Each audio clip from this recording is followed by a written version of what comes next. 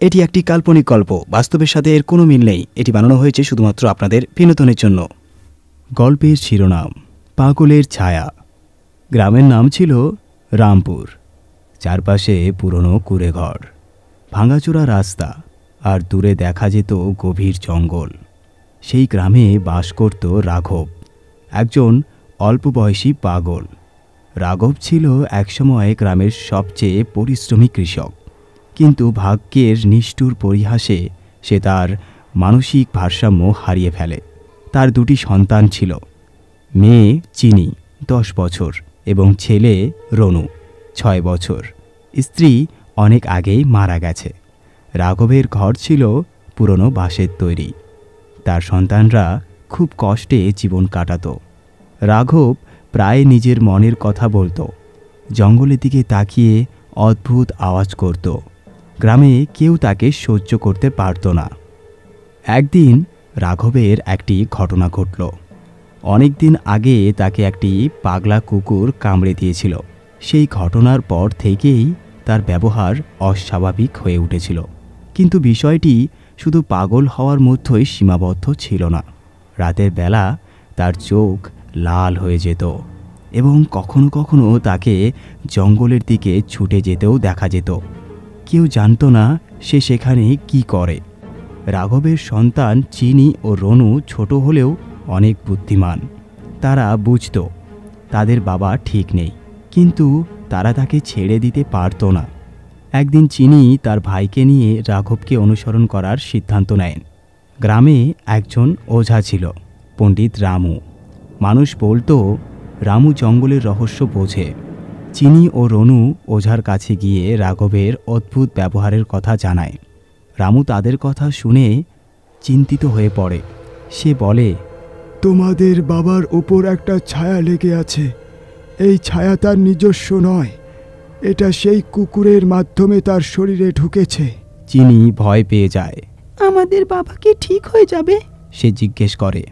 রামু বলে, তোমাদের বাবাকে ঠিক করার জন্য একটা কাজ করতে হবে, কিন্তু সেটা খুব কঠিন। রামু চিনি ও রনুকে বলে যে তাদের জঙ্গলের গভীরে থাকা পুরনো পাথরের মন্দিরে যেতে হবে। সেখানে একটি বিশেষ তাবিজ আছে যা রাঘবকে রক্ষা করতে পারে। তবে সেই মন্দির অভিশপ্ত এবং সেখানে অনেক বিপদ। রাঘব এই সময় আরও অস্থির হয়ে ওঠে। সে এক রাতে জঙ্গলের দিকে চিৎকার করতে করতে ছুটে যায়। চিনি ও রনু সাহস করে তাকে অনুসরণ করে। জঙ্গলের ভিতর অদ্ভুত আওয়াজ শোনা যায়, যেন কেউ গাছের মধ্যে লুকিয়ে দেখছে। জঙ্গলে তারা দেখা পায় এক বৃদ্ধার, মীনা ঠাকুর। তিনি ছিলেন জঙ্গলের রক্ষক।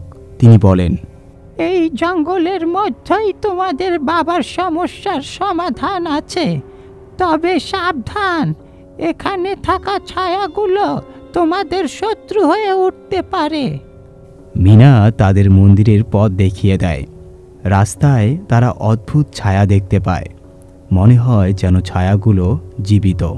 রনু একবার একটা গাছে থাকা ছায়ার দিকে তাকায় এবং সে বুঝতে পারে ছায়াগুলো শুধু দেখতে পারে না, তারা নড়াচড়াও করতে পারে।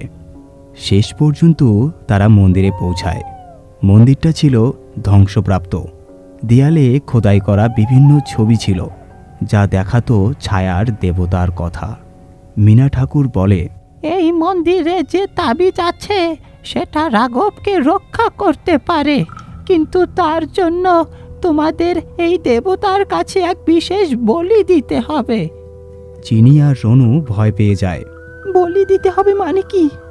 রাঘব মন্দিরে ঢুকে আরও অস্থির হয়ে পড়ে।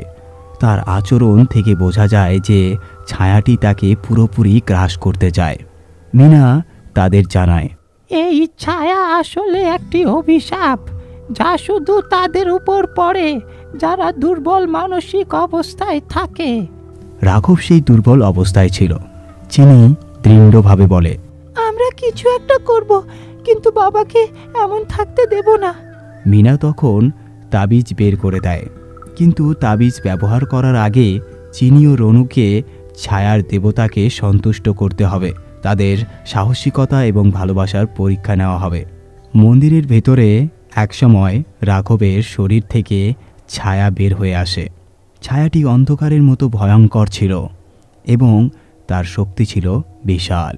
ছায়া বলল, আমি কাউকে ছাড়ব না, রাঘব আমার ঘর হয়ে গেছে। চিনি ও রনু তাবিজ ধরে ছায়াটির সামনে দাঁড়িয়ে যায়। তারা বলে, আমরা জানি আমাদের বাবা নির্দোষ, তুমি তাকে ছেড়ে দাও। আমরা জানি আমাদের বাবা নির্দোষ, তুমি তাকে ছেড়ে দাও। মিনা তাদের সাহস থেকে অভিভূত হয়। সে তাদের সাহায্য করে ছায়াটিকে তাবিজের ভেতরে বন্দি করতে। তবে এই কাজটি করতে গিয়ে রনু আহত হয়। ছায়া অবশেষে তাবিজের মধ্যে বন্দী হয়। রাঘব স্বাভাবিক অবস্থায় ফিরে আসে। সে তার সন্তানদের চিনতে পারে। মিনা তাদের বলে, তোমরা তোমাদের ভালোবাসার জোরে এই অন্ধকারকে হারিয়েছ। গ্রামে ফিরে আসার পর রাঘব নতুন করে জীবন শুরু করে। তার সন্তানরা পড়াশোনা করতে শুরু করে আর সেই মন্দিরে তাবিজটি রেখে দেওয়া হয় যেন ছায়াটি আর কখনো বের হতে না পারে। গল্পটি শেষ হয় চিনি ও রনুর সাহসিকতার প্রশংসায়। তারা প্রমাণ করে ভালোবাসা আর সাহস যে কোনো অন্ধকারকে পরাজিত করতে পারে। তো বন্ধুরা, আপনারা নিশ্চয়ই ভূতের গল্প শুনতে খুব ভালোবাসেন, যার জন্য এতক্ষণ অবধি আমার এই গল্পটি শুনলেন। তো বন্ধুরা, আপনাদের কাছে বিনীত একটি অনুরোধ, যদি আপনারা কেউ ভালো গল্প লিখতে পারেন কিংবা ভালো গল্প আপনাদের কাছে থেকে থাকে আর সেটা আমাকে পাঠাতে চান, তাহলে আমার ডিসক্রিপশনে আমার ইমেল আইডির লিঙ্ক দেওয়া থাকবে। সেখানে আপনি আমাকে মেল করতে পারেন অথবা কমেন্টে সেই গল্পটি পোস্ট করতে পারেন। ধন্যবাদ, সবাই ভালো থাকবেন।